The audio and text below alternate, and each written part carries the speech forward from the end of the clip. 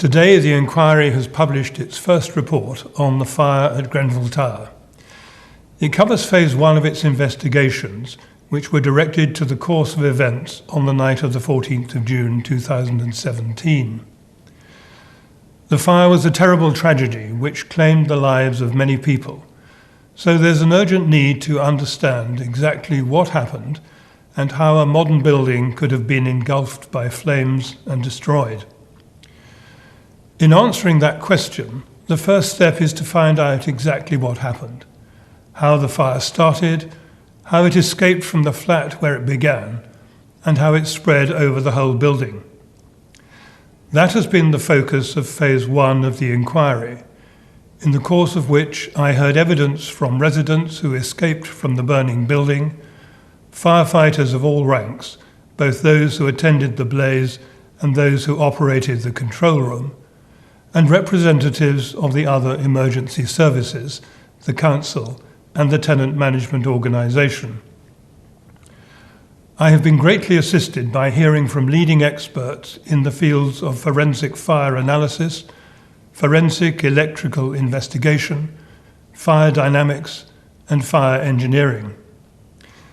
The evidence I heard over many months has enabled me to reach clear findings about what happened during the early hours of the 14th of June. My report begins with a series of chapters describing the building and its surroundings, its refurbishment, in particular the installation of the cladding and associated work, the basic principles of fire safety design, including the origin of the stay-put strategy, and a broad description of the organisation and operational practices of the London Fire Brigade. These chapters are intended to provide the reader with the information needed to understand what follows, which is a detailed description of the course of events from the outbreak of fire at just before 1 o'clock in the morning until the last survivor left the tower at just after 8 o'clock. This narrative section of the report is long and detailed. It is broken down into separate periods in which I describe, in many cases using the words of the witnesses themselves, the unfolding disaster as it affected those inside the building, those fighting the fire, and those in the control room, which received a flood of emergency calls, both from those in the building and those outside. I also describe the responses of the other emergency services, the council, and the tenant management organisation. This part of the report contains some distressing material, but I considered it important that everyone should understand as clearly as possible the terrifying conditions faced by those who were in the building at the time. Having described in detail the course of events, I turn next to draw my conclusions. I begin with the fire itself. First, its cause and origin, which I find was an electrical fault in the large fridge freezer in the kitchen of flat 16. I make it clear that it occurred without any fault on the part of the tenant, Mr. Kabidi. Then its escape into the cladding through the gaps which opened up around the kitchen windows as a result of the materials deforming in the heat, and then its progress up and around the building. I find that the principal reason why the fire developed so fiercely was the presence of aluminium composite rain screen panels containing a polyethylene core, which is highly combustible.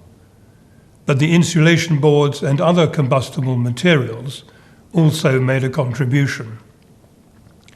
The architectural crown, a decorative feature introduced as part of the refurbishment, played a significant role in enabling the fire to spread around the building. The heat of the fire on the outside of the building was sufficient to break the glazing and allow the fire to enter individual flats. However, one important but difficult question to answer is how smoke from the fire on the exterior of the building was able to penetrate the interior, including the stairs, which provided the only means of escape, as well as the means of access by firefighters to the upper floors. I find that the absence of effective self-closing devices on the entrance doors of some flats allowed smoke from those flats to enter the lobbies and in some cases other flats on the same floor. Once in the lobbies, smoke was able to enter the stairwell when doors were held open by people escaping from the building and by firefighting and rescue operations. The next part of the report is concerned with the response of the London Fire Brigade and the other emergency services. In it, I consider various aspects of the LFB's operations, both in the control room and on the incident ground. I pay tribute to the courage and devotion to duty shown by firefighters who repeatedly entered the building to rescue occupants at great risk to themselves, and also to the unstinting efforts of the control room staff, who were faced with an unprecedented volume of calls, many of which were of a very distressing nature. However, I'm critical of many aspects of the LFB's response. Those who are liable to be called upon to act as incident commanders were not trained to recognize a fire in the external wall of a high-rise building, nor were they trained in how to respond to it. There was no contingency plan for evacuation of the tower, and the LFB failed to revoke the stay put advice at a time when the stairs remained passable. Had it done so, more lives could have been saved. There was a lack of effective communication between the control room and the incident commander, resulting in a failure to share important information. There were serious deficiencies in command and control, and many of the communication systems did not work properly. The LFB had not provided its senior control room staff with appropriate training on how to manage an incident which generated a large number of fire survival guidance calls. I consider that these represent significant systemic failings in the organization of the LFB and show that it had failed to learn the lessons of the Lakanal House fire. But at the same time, I find that following the refurbishment, the external walls of the building did not comply with the building regulations because they did not adequately resist the spread of fire over them. On the contrary, they promoted it. Grenfell Tower was home to a strong and vibrant community that was torn apart by the fire.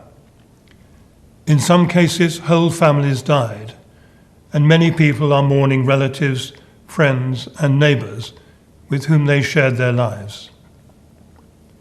The first stage in the inquiry's proceedings was a series of commemoration hearings held over a period of 2 weeks, at which moving tributes were paid to those who had died.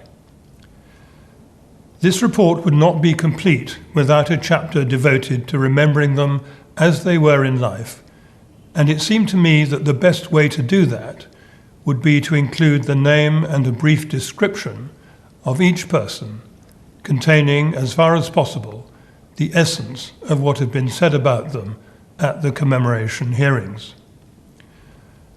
I would like to express on my own behalf and on behalf of the inquiry team as a whole our sorrow at the loss of life caused by the fire and our heartfelt sympathy for all those who continue to mourn relatives and friends or whose lives have been changed forever in other ways by this dreadful event.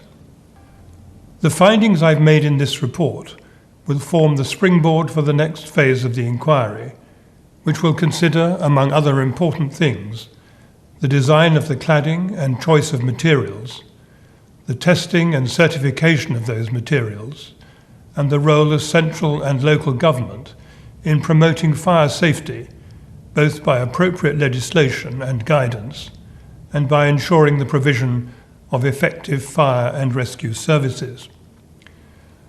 All these will be subject to the same level of scrutiny as has been applied in Phase 1.